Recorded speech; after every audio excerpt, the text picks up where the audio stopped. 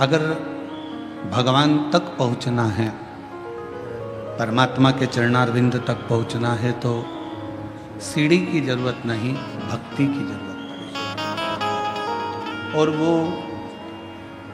भक्ति क्या?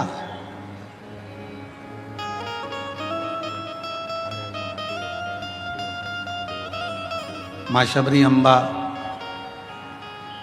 जब राम जी महाराज के सामने आती हैं तो मेरे राम जी भी शबरी अम्बा को नवदा भक्ति का ज्ञान देते हैं।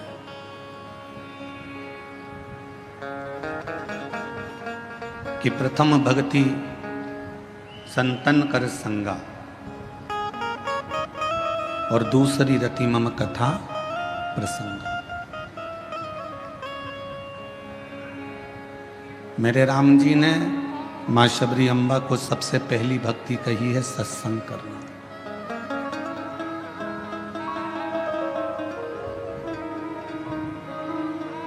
कहाँ द्वारका के राजा भगवान कृष्ण और कहाँ विदर्भ देश की महारानी राजकुमारी रुक्मणी।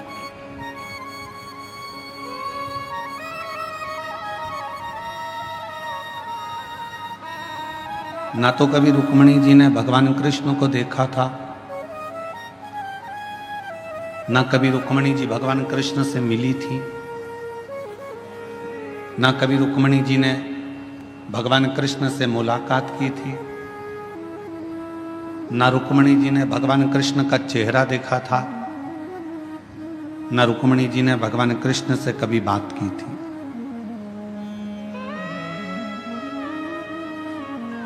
ना कभी मिलना हुआ, ना कभी देखना हुआ, ना कभी मुलाकात हुई। फिर रुक्मणी जी के दिल में, रुक्मणी जी के हृदय में भगवान श्री कृष्ण के प्रति भाव कैसे जाग गया?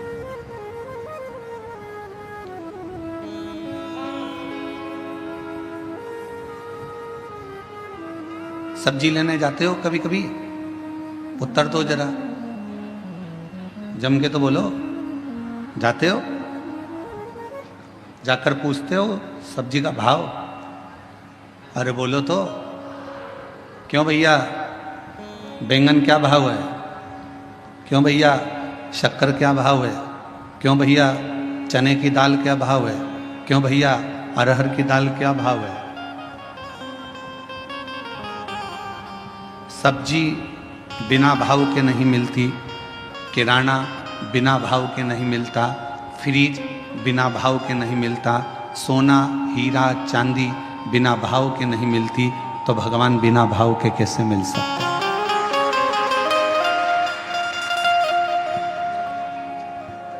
वो बिना भाव के कैसे मिले?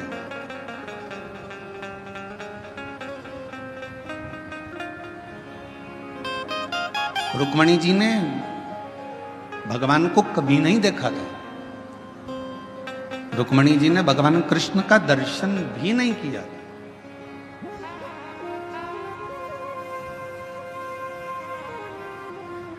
ना मुलाकात की, ना दर्शन किया, ना मिले, ना देखा, कुछ भी नहीं।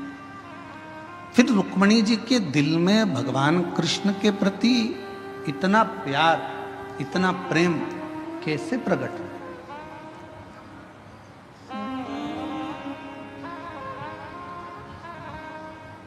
वो प्रेम प्रकट होने का कारण क्या था? तो शिव महापुराण की कथा कहती है कि रुक्मणी जी ने सत्संग किया था। प्रथम भक्ति संतन कर संगा और दूसरी रति मम कथा प्रसंगा। रुक्मणी जी ने क्या करा? अपने पिता भीष्म की गोद में आकर बैठ जाती थी।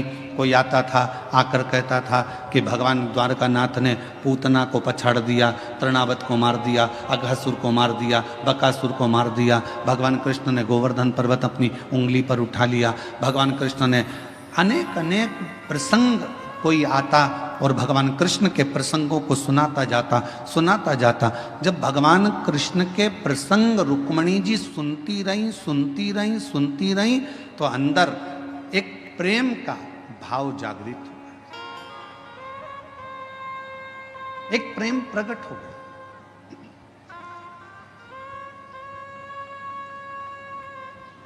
किसी व्यक्ति के बारे में आपसे अगर बार बार कहा जाए ना, वो व्यक्ति ऐसा है, वो व्यक्ति ऐसा है, वो व्यक्ति ऐसा है, तो मन में भाव जागृत होगा। एक बार उससे मिले तो अपन देखें तो सही, एक बार चलो। भाव जागृत हुआ।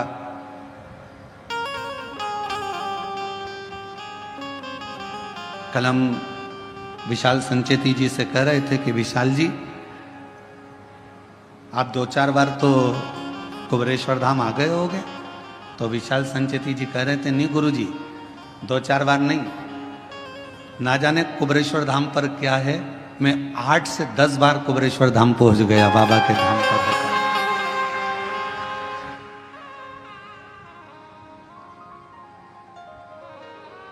हम सुनते रहे, शिव ऐसे हैं, शिव महापुराण की कथा ऐसी है, कुबरेश्वर धाम ऐसा है, बाबा का धाम ऐसा है। हम बार बार सुनते हैं तो हमारे मन में मिलने की एक आस जागृत हो जाती।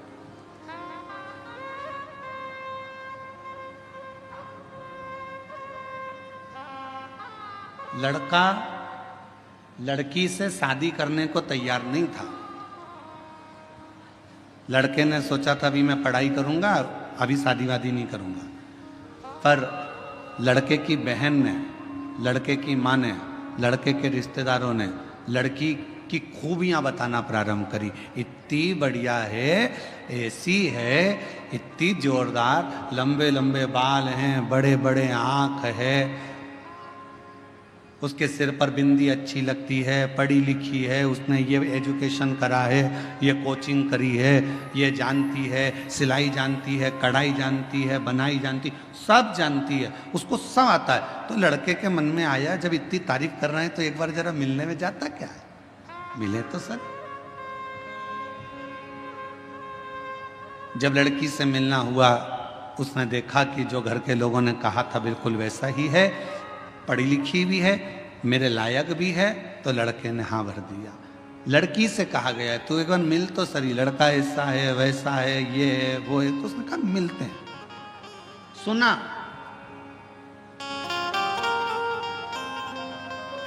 सुना तो प्रेम जागृत हुआ।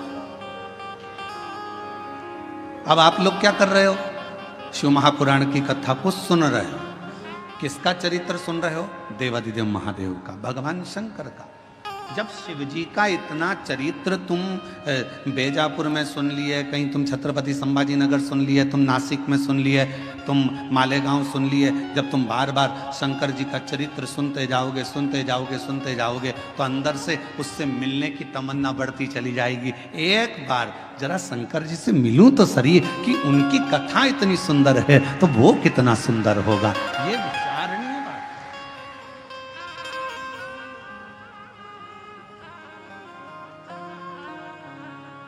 हमारे दीनानाथ जी एक लाइन गाते हैं, तेरी प्रतिमा इतनी सुंदर, तू कितना सुंदर।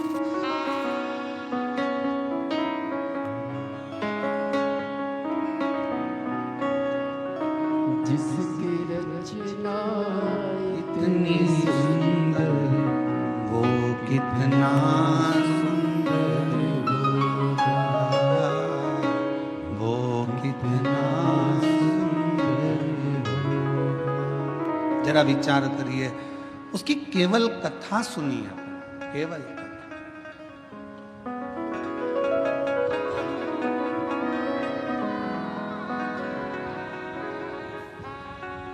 रुक्मणी जी ने केवल भगवान कृष्ण के विषय में सुना था, और फिर रुक्मणी जी का विवाह शिशुपाल के साथ जब पक्का किया तो रुक्मणी जी ने पत्र लिख दिया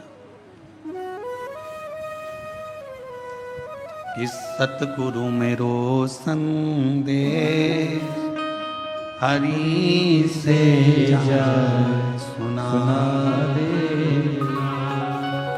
मेरी नैया पड़ी है मझधार, गुरु जी उसे पार लगा देना। पत्र लिख दिया। पत्र लेकर ब्राह्मण देवता को भेज दिया। द्वारकाधीश के पास पत्र पहुंच गया। द्वारकानाथ ने कह दिया कि रुक्मणी जी से कह दो कि श्रृंगार करके जगदम्बा के मंदिर पहुंच जाए, मैं तुझे लेने के लिए पहुंच जाऊंगा। रुक्मणी जी ने केवल सुन रखा था, भगवान को देखा नहीं था, पत्र भेज दिया और वो पत्र के माध्यम से भगवान रुक्मणी को लेने के लिए आ गए। शिव महापुराण की कथा भी यही कहती है कि प्रथम भक्ति संतन कर संगा, दूसरी रति मम कथा प्रसंगा। ये दो भक्ति की सीढ़ियां हैं। अगर किसी ने कथा सुनना प्रारंभ कर दी और कथा सुनते सुनते अपना चित्त, अपना मन भगवान में लगाना प्रारंभ कर दिया, तो समझ लो कि शिव जी को मिलने में देरी नहीं होगी, भगवान शंकर जरूर।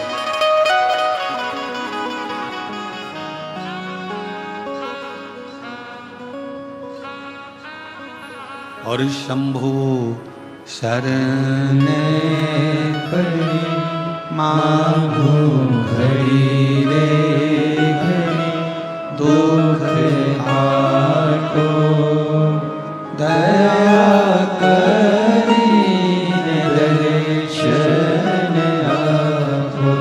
ओ शंभो शरण पड़ी मांगो घड़ी रे घड़ी, दुख काटो दया करीने दर्शन आपो। केवल कथा को सुनते सुनते भगवान का भजन करते करते करते करते आप उसके करीब में पहुंच गए।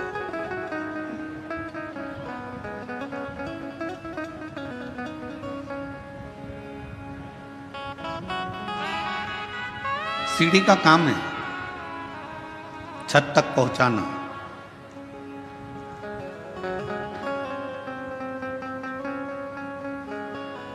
भगवान की कथा का काम है आपको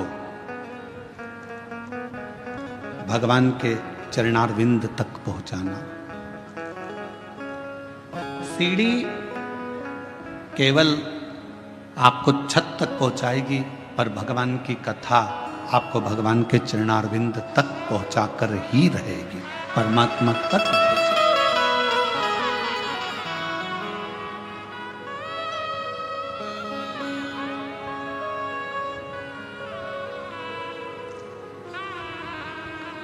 जब हम संत ज्ञानेश्वर मावली जी के यहाँ कथा करने के लिए बीड़ में आए, तो आप में से कई लोग आए होंगे बीड़ में कथा में भी। तो संत ज्ञानेश्वर मावली जी के यहाँ कथा में जब बीड़ में पहुँचे, तो वहाँ पर एक बच्चे ने एक प्रश्न किया। वो वहीं बीड़ का रहने वाला था, सोनी जी के कोई परिचित थे बीड़ वाले, उनके परिचित में था। उसने कहा, गुरुजी आपके कितने दोस्त हैं? आपके कितने मित्र हैं?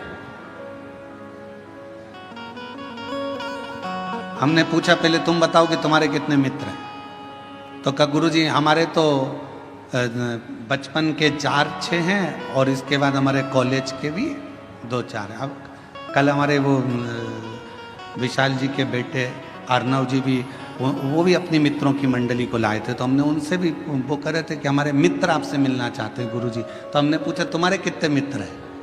तो कहा है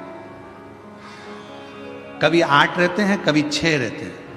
हमने कहा घटते बढ़ते कैसे रहते? तो कि 2-1 बाहर चले जाते हैं तो 6 हो जाते हैं, और वापिस आ जाते हैं तो 8 हो जाते हैं।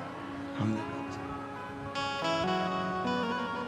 अब बीड़ में संत ज्ञानेश्वर मावली जी के यहाँ जब कथा करने के लिए पहुंचे, बीड़ में महादेव महाराज जब कथा कराए, तो वहां पर एक प्रश्न बीड़ के एक बच्चे ने पूछा कि आपके मित्र कितने, आपके दोस्त कितने? हम उस समय पर थोड़ा जल्दी में थे, आखिरी दिन की कथा थी। अब आखिरी दिन की कथा तो आपको मालूम ही है कि कल की कथा तो यही टाइम पे होगी कल, क्योंकि कथा की क्या है, शिवरात्रि है कथा की, और परसों के दिन सुबह 8 बजे से 11 बजे तक कथा हो जाएगी। 11 बजे के बाद जाने की तैयारी हो जाती है, तो इतना समय रहता नहीं, हम उत्तर नहीं दे पाए। तो वो बेटा अगर कथा सुन रहा हो तो हम कहेंगे उसने प्रश्न किया कि आपके कितने मित्र हैं, आपके कितने दोस्त हैं। तो मैं उससे कहना चाहूंगा, शरीर के और धन के ढेरों दोस्त हो सकते हैं, पर मन का तो केवल एक शिव ही दोस्त है। इस मन का, तुम्हारे पास में धन बढ़ता जाएगा तो आपके दोस्त बढ़ते चले जाएंगे, मित्र बढ़ते चले जाएंगे, सखा बढ़ते चले जाएंगे, रिश्तेदार बढ़ते चले जाएंगे, पहचान वाले बढ़ते चले जाएंगे। तन अच्छा है, शरीर में कोई रोग नहीं है, तो तुम्हारे दोस्त बढ़ते चले जाएंगे। शरीर में अगर एक भी रोग आ गया, तुम हॉस्पिटल में पड़ गए और शरीर अगर बेकार होना चालू हो गया, धीरे धीरे दोस्त कम हो जाए। तन के और धन के दोस्त बहुत हो सकते हैं, पर मन का तो केवल एक ही दोस्त है, और वो देव अधिदेव महा, वो मित्र।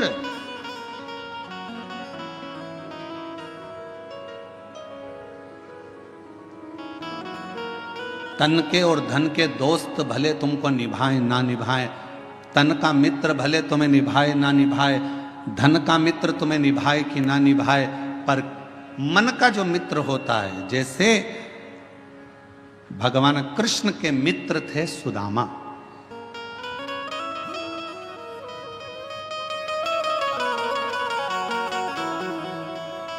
और सुदामा जी को निभाया भगवान कृष्ण ने। भगवान राम जी के मित्र थे निषाद राज, और निभाया भगवान राम ने। आप भी अपनी जिंदगी में एक मित्र शिव को बना लो, आप भी अपनी जिंदगी में एक मित्र देवाधिदेव महादेव को बना लो। और अगर शिव तुम्हारे मित्र बन गए तो ये निश्चित है कि तुम निभाओ कि ना निभाओ, पर मेरा देवाधिदेव महादेव तुमको निभाता जरूर। शंभु शरण पड़ी मांगो घड़ी रे घड़ी, दुख काटो दया करी दर्शन आपो। शंभु शरण पड़ी मांगो घड़ी रे घड़ी, दुख काटो दया करी दर्शन आपो। परमात्मा को अपना मित्र भी बना लो। कोई तो होना चाहिए जिससे आप अपने दिल की बात कर सको।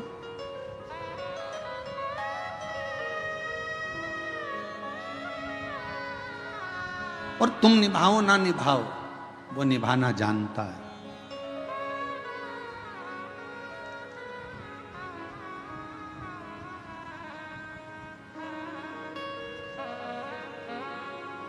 मनुष्य और भगवान में क्या अंतर है?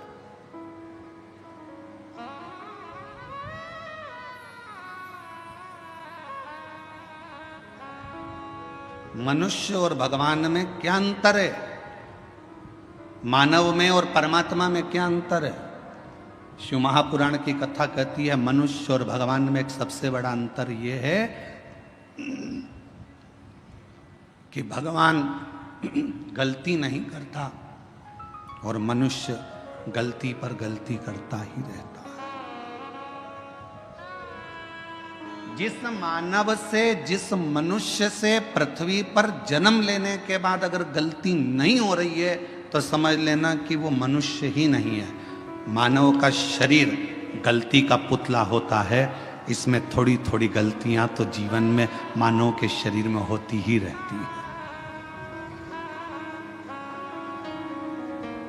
सास बहू को चिल्ला कर कह दे तूने फिर गलती कर दी, बहू को कह देना चाहिए मम्मी मनुष्य हूं ना, इंसान हूं ना, तो गलती तो होगी। और आप अगर भगवान हो ना सासू जी, तो माफ करना चालू कर दो। मैं इंसान हूं, आप भगवान हो, माफ करते हो। आप अगर भगवान हो तो माफ कर दो। और अगर आप भी इंसान हो, आप भी जब बहू बनकर आई थी जो गलती मैं कर रही हूँ आपने भी अपने बहू के जमाने में करी होगी। हो सकता है मैं सोकर लेट उठ रही हूँ तो जब तुम नहीं आई थी ना मम्मी, तब तुम भी हो सकता है कि लेट उठती होगी। भगवान हो तो माफ करना सीखो, और अगर मैं जैसी हूं, मैं भी एक गलती का पुतला हूं, आप भी गलती का पुतला हो। गलती मनुष्य से होती है, मेरे से भी गलती हुई है, आपसे भी गलती हुई है, तो अपन एक जैसे हैं। इसलिए अपनी जिंदगी में परमात्मा के भरोसे छोड़ते चलो। जो गलतियां हैं वो परमात्मा माफ करता रहेगा। आप अपने जीवन को जीते चलो, जीवन जियो।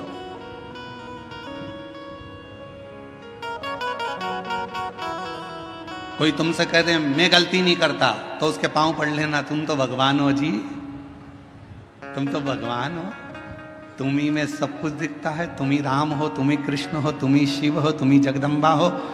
जो कहे तुमसे कि मैंने जिंदगी में कोई गलती नहीं करी, समझ लेना उसको पांव पकड़ कर कह देना कि तुम भगवान हो।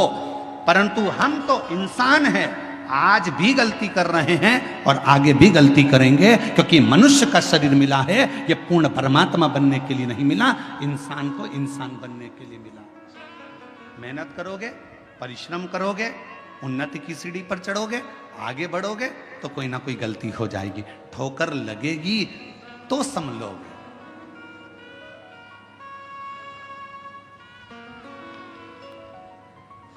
अच्छा बोलो री जीजियों, ओ बेजापुर वालियों, उत्तर देना। पहले दिन तुम कथा में आगे बैठने का रास्ता ढूंढ रही थी, बोलो सही है कि गलत है? दूसरे दिन तुम्हें रास्ता ढूंढने की जरूरत पड़ी क्या? तुमको मालूम था इधर से शॉर्टकट है, खेत में से निकल के उधर से कूद के इधर से आके इधर से भर आना है और यहां जाके बैठ जाएंगे, जगह क्लियर। और तुम्हें रास्ता याद था तो तुमने क्या करा, अपनी रिश्तेदार को, वो कह रही थी उधर से, तू चुप रहे, उस पे पल्लू वल्लू लेके और तू मेरे पीछे पीछे पीछे पीछे चल चल, और उसको भी रास्ते पे। अरे कितनी गंदगी हो रही, कीचड़।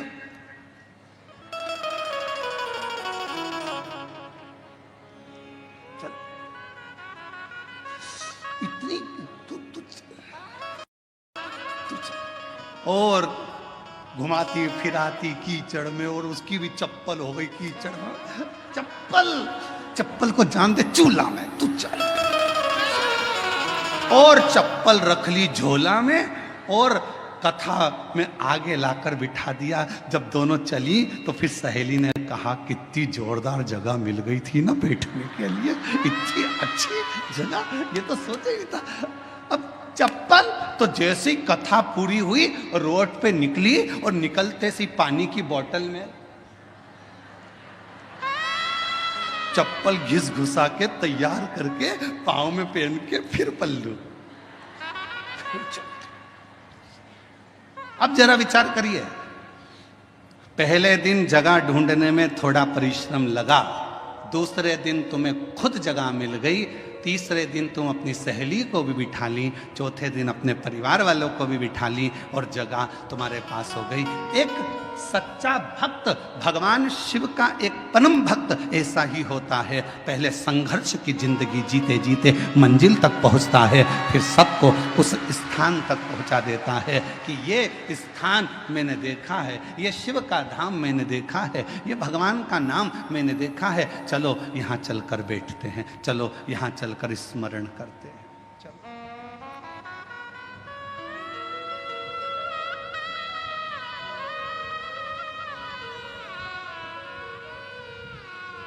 कथा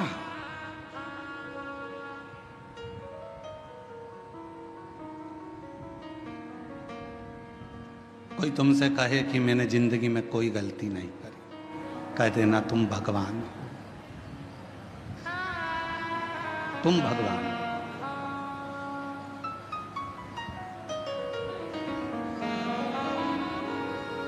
और तुम गलती नहीं करे हो, तुम भगवान हो सकते हो, पर मैं तो इंसान हूं, मनुष्य।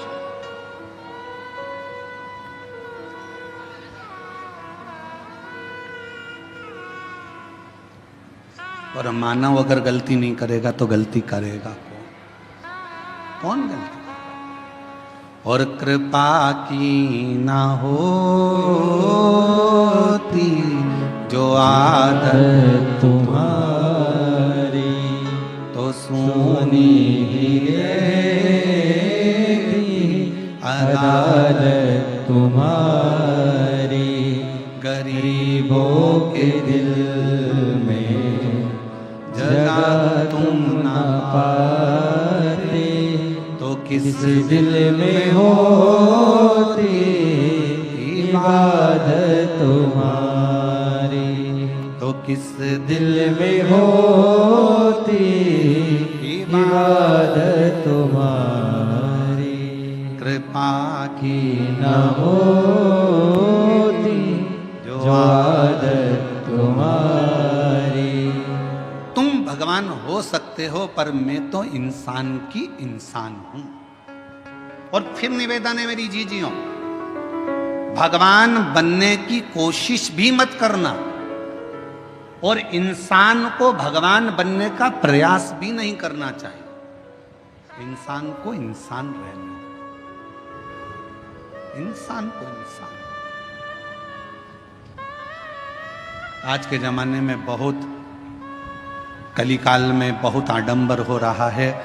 लोग हर इंसान को भगवान बनाए जा रहे हैं और इंसान भगवान बन बन के बैठ जाता है। लोग कहते हैं वो भगवान जैसा, वो भगवान जैसा। नहीं, इंसान को इंसान रहने दो और भगवान को भगवान रहने दो। उसको भगवान रहने दो और तुम इंसान। भगवान मत बनना।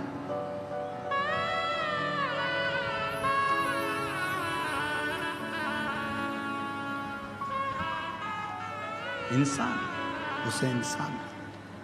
गलती हो रही है, एक बार होगी, दो बार होगी, धीरे धीरे संभलते जाओगे, समझो। उसका काम है क्षमा करना और तुम्हारा काम है गलती करना। करो। गलती नहीं करोगे तो समझोगे कैसे? एक पिता ने अपने बेटे से कहा, मैंने तुझे फैक्ट्री का काम सौंप दिया है, मैंने तुझे ऑफिस सौंप दिया है, मैंने तुझे पूरा काम सौंप दिया है। एक बात सुन लेना, घाटा नहीं लगना चाहिए। मैंने तुझे समझा दिया, पहले पूरा काम तुझे सौंप दिया है, पूरी फैक्ट्री तुझे सौंप दी है, पूरा व्यापार तुझे सौंप दिया है, घाटा नहीं लगना चाहिए। और बेटे ने काम करना चालू करा। काम करते करते उसकी कहीं बाहर देश में पहचान बढ़ गई। उसने अपना माल पूरा विदेश में बेच दिया, बेचा और विदेश में माल अटक गया, अटका, पैसा अटक गया। मालूम पड़ा वो लड़का कर्जे में डूब गया। बाप ने कहा, मैंने पूरी फैक्ट्री तुझे दे दी थी, मैंने पूरी कंपनी तुझे दे दी थी, मैंने तुझे पूरा ऑफिस दे दिया था और तूने कर्जे में लाकर छोड़ दिया, तूने कर्जे में लाकर डुबो दिया। बेटा कहता है, पापा गलती हुई है, सुधारूंगा, थोड़ा समय। अब पिता को चाहिए कि बेटे को बल दे, कोई बात नहीं, हो गई, मेहनत करना, फिर मेहनत करना, धीरे धीरे बढ़ना, हो सकता है फिर उन्नति की सीढ़ी पर चढ़ जाए। गलती बेटे के सामने हुई, बेटे ने फिर मेहनत करी। मेहनत करते करते बेटा जितना माल गया था उससे 1000 गुने माल का फिर मालिक बनकर बैठ गया। फिर बैठा। और अब वो बेटा गलती नहीं करता। क्यों? क्योंकि पहले माल भेजने में गलती हो गई थी, पहले ऐसे गलती हो गई थी, अब नहीं होगी। किसी किसी को तो भगवान भी पृथ्वी पर जन्म देने के बाद सोचता है, इसको तो भेजना ही नहीं था तो अच्छा था। मालूम क्या था कि इतनी निंदा, इतनी बुराई, इतनी चुगली, इतने अपशब्द, इतनी गाली, इतना आड़ा टेढ़ा बोलेगी, इतना अपशब्द बोलेगा, ऐसा रहेगा, दिन भर बेकार काम करेगा, लोगों का दिल दुखाएगा। तो भगवान भी सोचता है, इसको एक बार तो जन्म दे दिया, अगली बार नहीं भेजना इसको, चाहे कुछ भी हो जाए, इसको 94 तरह के नरकों में पटक देना, पर पृथ्वी पर मत भेजना इसको। इतना झूठ, इतना छल, इतना प्रपंच, इतनी गलत शब्द, इतना अपशब्द, इसको पृथ्वी पर मत भेजना। अब भेज दिया। और कृपा की ना होती जो आदत तुम्हारी तो सोनी ही रहती अदालत तुम्हारी गरीबों के दिल में जगह तुम न पाते तो किस दिल में होती इबादत तुम्हारी तो किस दिल में होती इबादत तुम्हारी। हो जाए गलती हो जाए तो कोई बात नहीं, पर भगवान नहीं बनना अपन को, अपन इंसान के इंसान। सत्संग, कथा, स्मरण भगवान के करीब में लेकर जाता।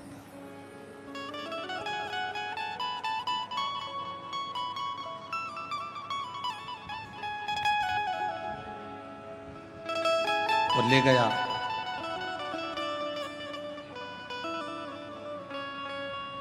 भागीरथ जी ने 60,000 काकाओं के उद्धार के लिए गंगा को पृथ्वी पर लाने के लिए तप करा। भागीरथ बाबा,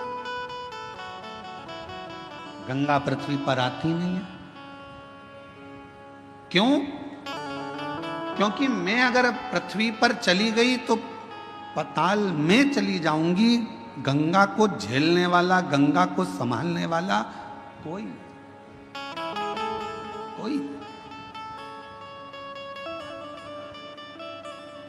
गंगा पृथ्वी पर नहीं आ रही। भागीरथ जी ने फिर तप करा, फिर साधना करी, फिर उपासना करी, और भागीरथ बाबा ने फिर निवेदन करा गंगा जी से कि आपको पृथ्वी पर आओ, पृथ्वी पर आओ।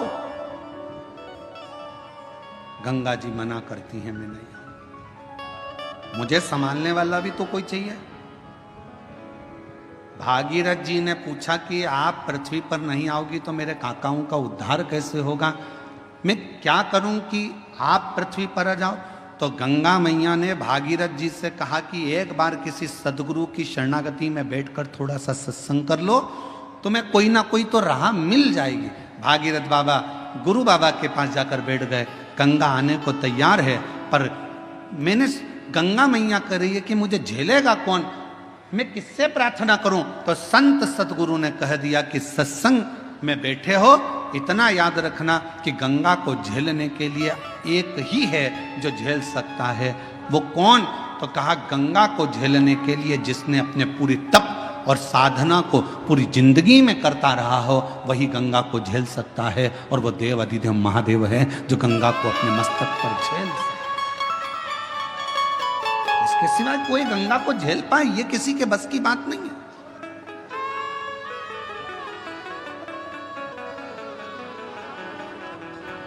भागीरथ जी ने शिव जी की आराधना करी। बाबा भोलेनाथ जी से विनय करा।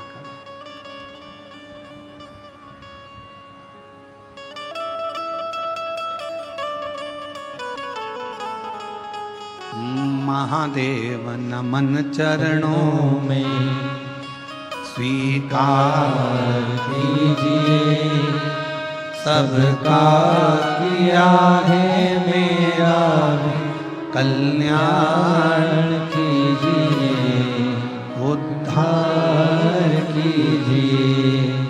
हे त्रिपुंडधारी, हे त्रिशूलधारी, हे त्रिपुंडधारी, हे त्रिशूलधारी।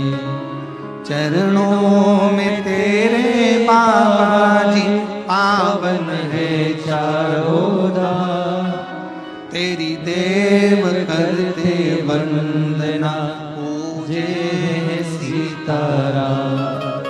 तेरी देव करते वंदना पूजे है सीताराम। हो जाए पूरी कामना, हो जाए पूरी कामना। उपकार कीजिए, सबका किया है मेरा भी उद्धार कीजिए, कल्याण त्रिपुंडधारी हे त्रिशूलधारी हे त्रिपुंडधारी हे त्रिशूलधारी। आप कुछ कृपा करो। भागीरथ जी ने भगवान शिव की आराधना करना प्रारंभ करी। शिव जी के लिए अखंड तप किया भागीरथ बाबा ने, ऐसी अखंड साधना करी कि भगवान शंकर का कैलाश धाम हिल जाए, पर शिव का कैलाश नहीं हिला। भागीरथ जी ने खूब तप करा, पर शंकर भगवान का कैलाश धाम नहीं हिल पाया, हिला ही नहीं।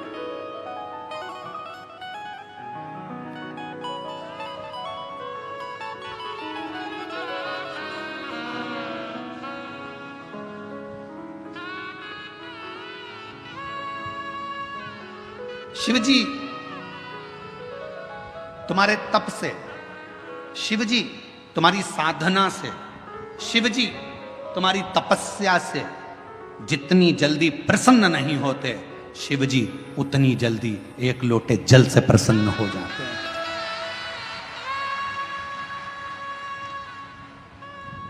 और फिर निवेदन करूंगा, सावन का महीना लगते से ही मेरी जीजियों से निवेदन है, एक लोटा जल नहीं, कितना?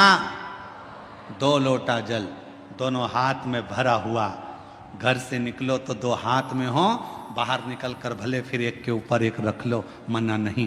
पर शंकर के मंदिर में जब पहुंचो, दोनों हाथ में जल हो और शिव जी के ऊपर दोनों धार एक साथ, बाबा के धार जल की 2 एक साथ लगना चाहिए और शिव जी से अपने मन की प्रार्थना करना चाहिए, शिव स्वीकार करें। भागीरथ जी ने तप करा, शिव जी का कैलाश नहीं हिला। साधना करी, शिव जी का कैलाश नहीं हिला। तप साधना से शिव का धाम नहीं हिला, क्योंकि शिव तप से, शिव साधना से, शिव तपस्या से, शिव तुम्हारी साधना से जितनी जल्दी प्रसन्न नहीं होते, तप से जितनी जल्दी प्रसन्न नहीं होते, भगवान शंकर तुम्हारी यार साधना से जितनी जल्दी प्रसन्न नहीं होते, मेरा देव अधिदेव महादेव उतनी जल्दी एक लोटा जल से प्रसन्न हो जाते। एक लोटा जल सारी समस्या का हल। जम के बोलो जरा, एक लोटा जल। ये भगवान शिव को प्रसन्न करने का सबसे सुंदर तरीका है। तुम शिव जी को चिरौंजी का भोग लगाओ ना लगाओ, खड़ी शक्कर लगाओ ना लगाओ, तुम शंकर भगवान को बेलपत्र चढ़ाओ ना चढ़ाओ, तुम शिव जी को कुछ दो चाहे ना दो, भगवान शंकर को तुम श्रीफल दो चाहे मत दो, पर शिव जी को केवल एक लोटा जल दे।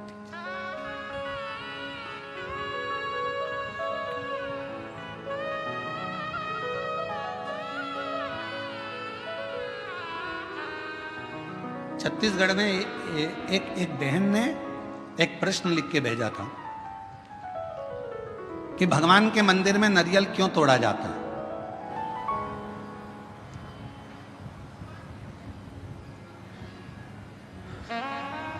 छत्तीसगढ़ का प्रश्न है, मुझे उम्मीद है महाराष्ट्र की जीजियां उत्तर दे देंगी।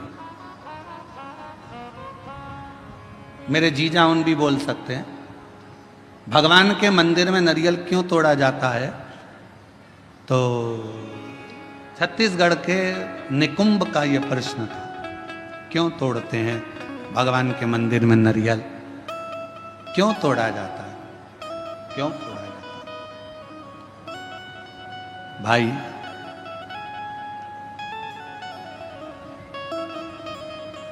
कहा तो कहा भगवान को प्रसन्न करने के लिए, पर हमसे अगर हमारे हम अब इस जगह पर हम हमारे शिव पुराण की बात नहीं कर रहे हैं, हम हमारे दिल की बात कर रहे हैं, हमारे मन की बात कर रहे हैं। ये हम हमारे मन से कर रहे हैं कि जीजी ने पूछा कि भगवान के मंदिर में नारियल क्यों तोड़ा जाता है, तो शायद मेरा दिल कहता है कि भगवान भी कहते होंगे, तू मेरे मंदिर में नारियल तोड़ ले पर अपने घर को मत टूटने देना, तू मेरे मंदिर में नारियल तोड़ ले पर अपने राष्ट्र को मत टूटने देना, तू मेरे मंदिर में नारियल तोड़ ले पर अपने सनातन को मत टूटने देना, वो नारियल के रूप में स्वीकार। ये मेरा दिल कहता है। किसी को गलत लगे तो मैं क्षमा चाहता हूं इस बात के लिए, पर मेरा मन कहता है कि मेरा शिव कहता होगा, मेरे राम कहते होंगे, मेरे हनुमान कहते होंगे, मेरे भगवान कहते होंगे कि मेरे सामने तू नारियल तोड़ ले पर अपना घर मत टूटने देना, मेरे सामने तू नारियल तोड़ ले पर सनातन धर्म मत टूटने देना, मेरे सामने नारियल तोड़ ले पर हिंदू धर्म मत टूटने देना, और मेरे सामने नारियल तोड़ ले पर मेरे राष्ट्र को मत टूटने देना। मुझे स्वीकृत रहे।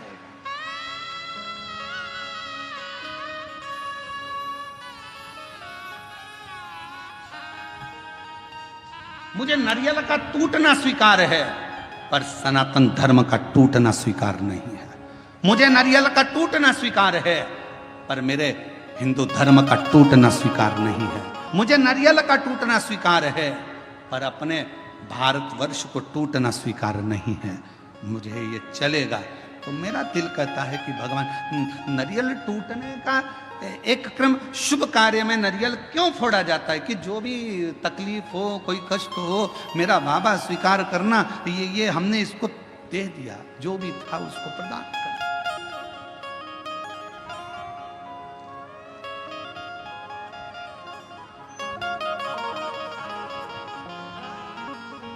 और इसीलिए शायद एक रहोगे तो सेफ रहोगे, शायद दुनिया के लोगों के लिए नारा इसीलिए एक बाबा ने दे दिया उत्तर प्रदेश के, इसीलिए उत्तर प्रदेश के एक बाबा जी ने नारा दे दिया कि एक रहोगे तो सेफ रहना है तो एक रहना। पर अभी बहुत विचित्र, बहुत बड़ा एक चक्रव्यूह रचा जा रहा है समाजों को तोड़ने के लिए। एक बहुत बड़ा चक्रव्यूह रचा जा रहा है। हम ये समाज के हैं, हम वो समाज के हैं, ऐसा हो गया वैसा हो गया। मेरा तो हाथ जोड़कर निवेदन है, इन सब बातों को भूल जाओ। हम सनातनी हैं, हम हिंदू हैं, हम एक रहें, इससे बढ़कर मत टूटो। जरा से वोट बैंक के चक्कर में समाजों में ना टूटा जाए। हमें मनु और शत्रुपा, शिव महापुराण की कथा, विष्णु पुराण की कथा, अग्नि पुराण की कथा, नर्मदा पुराण की कथा, लिंग पुराण की कथा, नारद पुराण की कथा, ब्रह्म विवर्त पुराण की कथा, बरहा पुराण की कथा, कुर्म पुराण की कथा, जितनी भी कथा निकालोगे सारी कथा में एक चरित्र आएगा।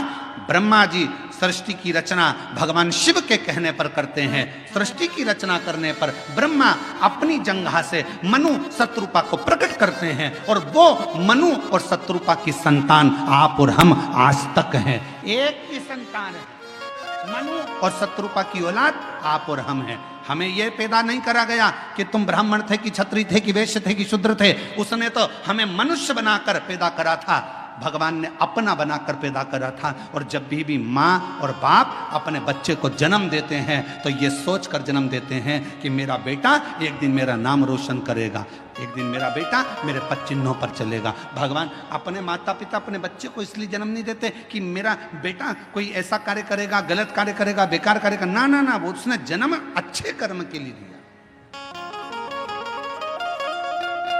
श्रेष्ठ कर्म के लिए दिया। पर दुनिया के लोग हो सकता है थोड़ा मीठा बोलकर, थोड़ा अभी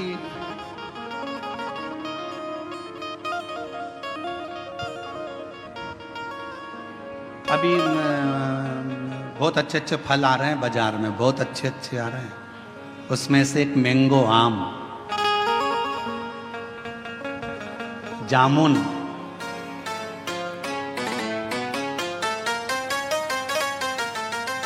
केला, पपीता, बहुत अच्छे अच्छे फल आ रहे हैं। जाम, अमरूद, बहुत अच्छे फल।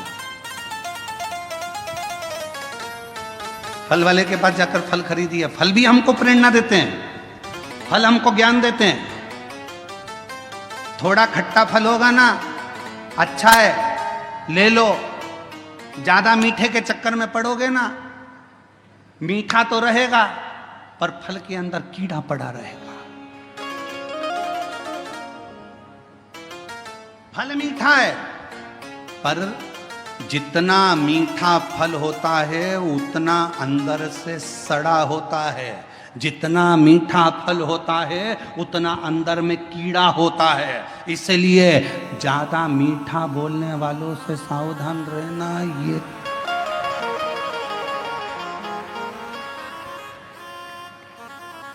सावधान इंडिया, सावधान। पपीता दुकान वाला कह रहा बहुत मीठा, बहुत मीठा, बहुत मीठा, तुम लेके आ गए, अंदर से सड़ा था। आम इतना मीठा, इतना मीठा, थोड़ा खट्टा आम लाती ना, सड़ा नहीं रहता, क्योंकि जिसकी बाड़ी थोड़ी सी कड़वी रहती है ना, उसके अंदर खटास में अंदर कीड़े नहीं रहते। मुंह से बोल दिया सफाचट, एक बार बोल दिया, बेकार लगे अच्छा लगे, क्योंकि खट्टा खट्टा है, जो है, कड़वा कड़वा है, जो है, पर मीठा फल अंदर कीड़ा बैठा रहता है, मीठा फल अंदर से सड़ा रहता है। इसलिए थोड़ी सावधानी रखना।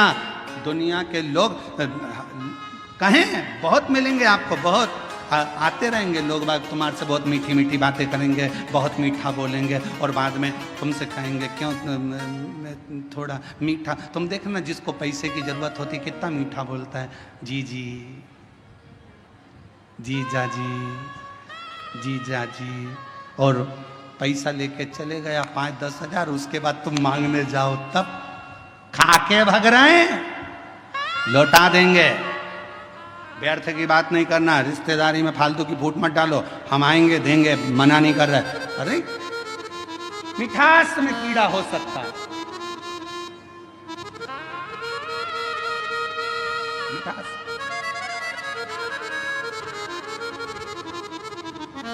पर खटास में कीड़ा नहीं हो सकता। सावधान रहें, थोड़ा सतर्क रहें, सतर्क होना जरूरी है। मेरे शंकर भगवान की कथा कहती है, शिवजी का कैलाश धाम नहीं हिला, बहुत तप करा, भागीरथ जी ने साधना करी, तप करा, पर भगवान शंकर का कैलाश नहीं हिला, क्योंकि उनने तप करा था। अगर तप की जगह पर एक लोटा जल लेकर पार्थिव लिंग का निर्माण कर कर शिवजी को जल चढ़ा देते, मेरा शंकर सामने प्रकट हो जाता। और आखिरी में भागीरथ जी ने देखा शिवजी प्रकट नहीं होते, तब भागीरथ बाबा ने वही किया जो आप करते हैं, एक लोटा जल मेरे भागीरथ बाबा ने शिव को हृदय का जल चढ़ाना प्रारंभ करा, तो शिव सामने आकर प्रकट हो गए। मांग तुझे क्या चाहिए भागीरथ, बोल तुझे क्या दूं, क्या दूं।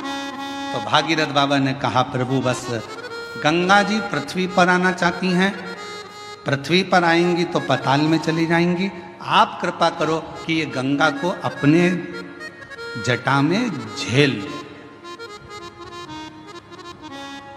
शिव जी ने कहा जटा में, हाँ।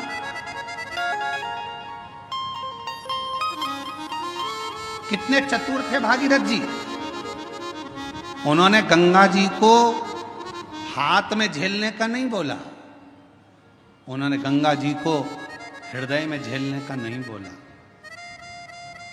उन्होंने गंगा जी को सिर पर झेलने का, जटाओं में झेलने का बोला। क्यों? क्योंकि भागीरथ बाबा जानते थे हृदय में शिव के माँ गौरा विराजमान है, हाथों में शिव के, शिव भक्तों की डोर थमी हुई है। सिर पर अगर गंगा बैठ गई तो शिव भक्तों का भी कल्याण करेगी और जगत का भी कल्याण करेगी। सिर पर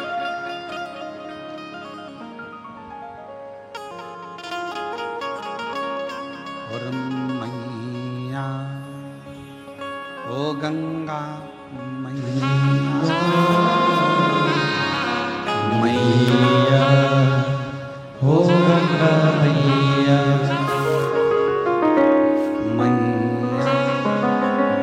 गंगा मैया, मैया ओ गंगा मैया। ये जगत का कल्याण करने वाली गंगा, जगत का उद्धार करने वाली गंगा। फिर किसी ने एक बार प्रश्न किया था, क्या शिवजी को गंगा का जल अधिक प्रिय है?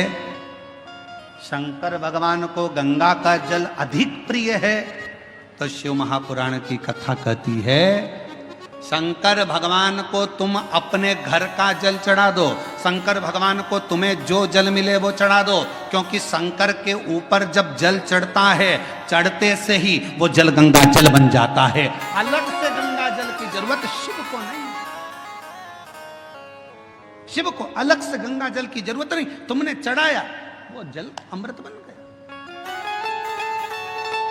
हम तो कई बार लोगों से कहते तुम्हारे बच्चे की तबीयत खराब है, तुम्हारे बच्चे को तकलीफ है, डॉक्टर को दिखाओ। तुम्हारे घर में अगर किसी को तकलीफ है डॉक्टर को दिखाओ, वो जांच का बोले जांच कराओ, दवाई का बोले दवाई खिलाओ, और उसके साथ एक काम जरूर करो, डॉक्टर का इलाज भी करवाओ, साथ में एक कटोरी में जल लो और जल लेकर भगवान शिव का मंत्र का उच्चारण करो, नमः शिवाय नमः शिवाय, षडाक्षर मंत्र बोल लो, ओम नमः शिवाय, या त्र्यंबक मंत्र बोल लो, और या त्र्यंबक मंत्र ना तो श्री शिवाय नमस्तुभ्यम मंत्र का जप करते जाओ 108 बार जप कर कर जो जल है वो अपने बच्चे को थोड़ा थोड़ा पिलाना प्रारंभ करो, या उस जल से उस बच्चे के शरीर पर लगाना प्रारंभ करो, वो जल भी सिद्ध हो जाता है मंत्रों की प्रबलता। डॉक्टर को भी दिखाओ, डॉक्टर का भी इलाज करवाओ, दवाई दे दवाई खिलाओ, जांच का बोले जांच कराओ, पर साथ में शिव पर करा हुआ विश्वास, मंत्रों का उच्चारण, शिव तत्व का नाम सुख प्रदान करता है। एक पत्र है, अच्छा है।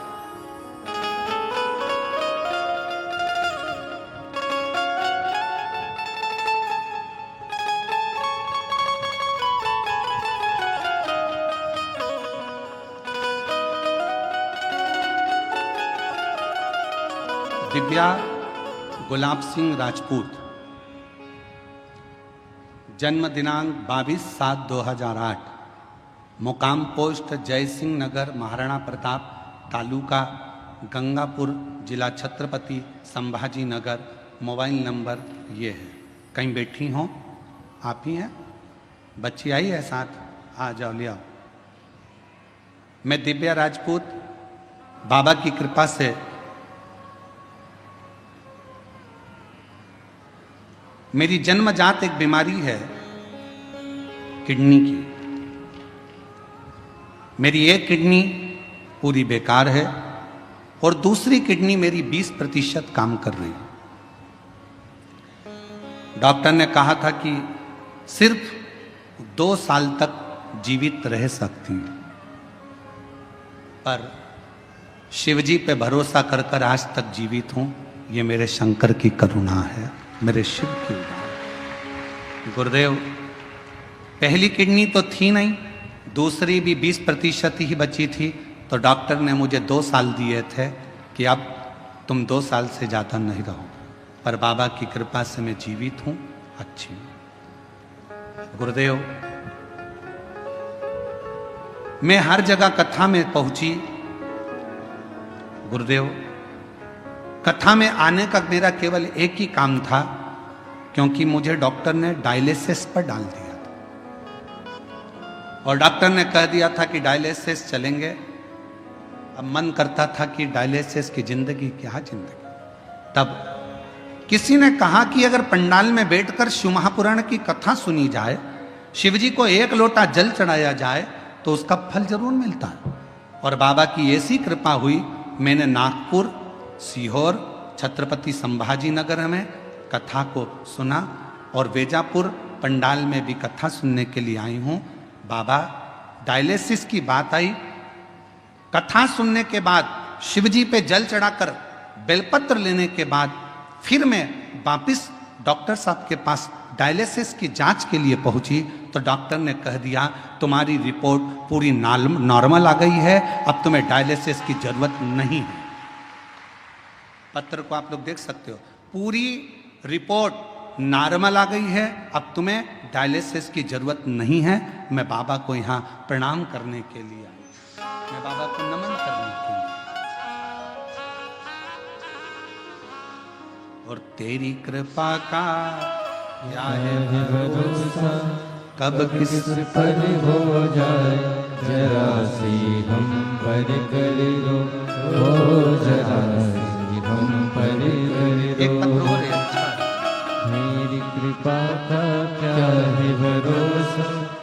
किस पर हो जाए, जरा सी हम पर कर दो, जरा सी हम पर कर दो। मुकाम गंगा सागर नामदेव, धूलिया डोंगर गांव, तालुका पाथरी, जिला परभणी। डोंगर गांव में हम रहते थे और डोंगर गांव में रहते रहते हमारे को बच्चे तो हुए पर बच्चे शांत हो गए, जीवित नहीं रहे। गुरुदेव, हम वहाँ रहने के बाद में डॉक्टरों से इलाज करवाते रहे। 10 साल तक जालना में ट्रीटमेंट चालू रखा पर उसमें भी कोई सफलता नहीं रखी। 10 साल निकल गए, 12 साल निकल गए, ऐसे वर्ष निकलते चले गए। गुरुदेव, तो भी औलाद का सुख नहीं आया। फिर किसी ने कहा कि एक बार पंडाल में जाकर कथा सुनो। हम पंडाल में जाकर बाबा को कथा सुनने प्रारंभ करा।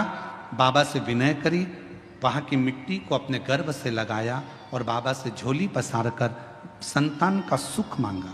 पशुपति व्रत 2 बार करे, सफेद आंकड़े की जड़ का प्रयोग 2 बार करा और बाबा ऐसी कृपा शिव जी ने कर दी कि मेरा गर्भ ठहर गया।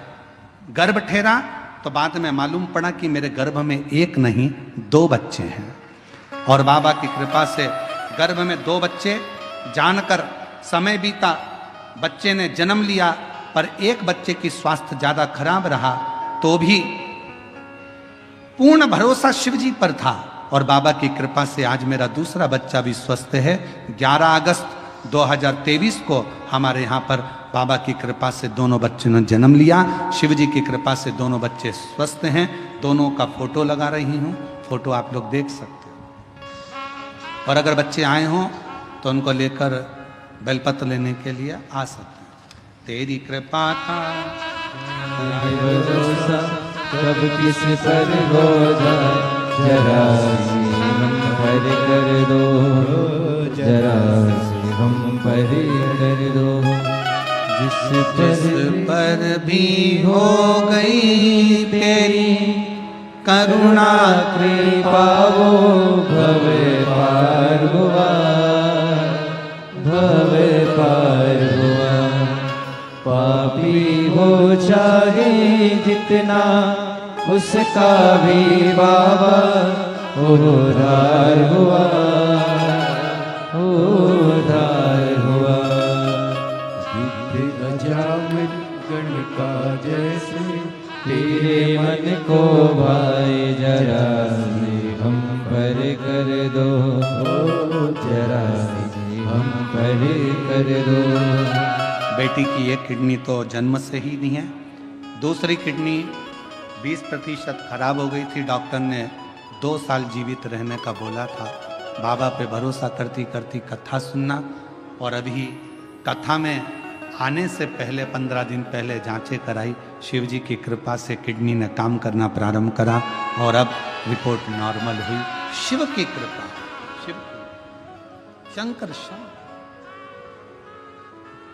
और जिस पर भी हो गई तेरी करुणा कृपा वो भव पार हुआ, भव पार हुआ। आपी हो चाहे जितना, उसका भी बाबा उद्धार हुआ, उद्धार हुआ। गिद्ध अजामिल गणिका जैसे, तेरे मन को भाई जरा सी हम पर कर दो, जरा सी हम पर कर दो। तेरी कृपा का क्या है भरोसा कब किस पर हो जाए, जरा सी हम पर कर दो। निवेदन करेंगे, दुनिया की दृष्टि में ये केवल शिव महापुराण की कथा है, पर कोई हमसे पूछे क्यों गुरुजी ये शिव पुराण की कथा है, हम कहेंगे ये केवल कथा नहीं है। बेटा और बेटी अपने बाप से बात कर ले शंकर भगवान से, ये वो शिव तत्व की आनंद है। इसे कहो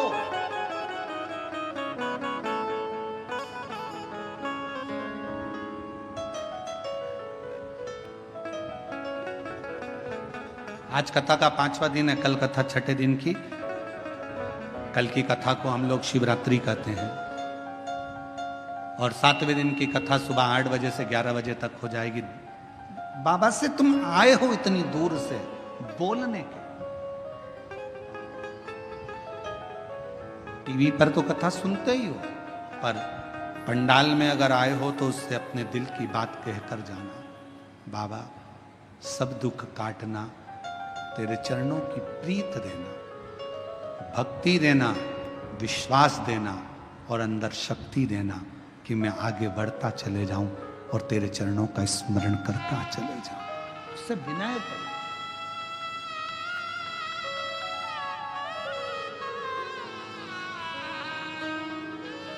उससे विनय करो, निवेदन करो, सुने।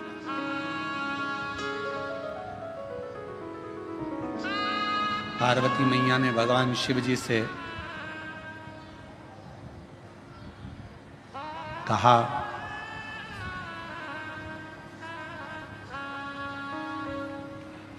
आप गंगा जी को सिर पर क्यों लिए हो,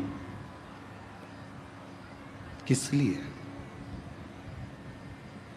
आप सबको मालूम होना चाहिए गंगा जी माता पार्वती जी की बड़ी बहन है।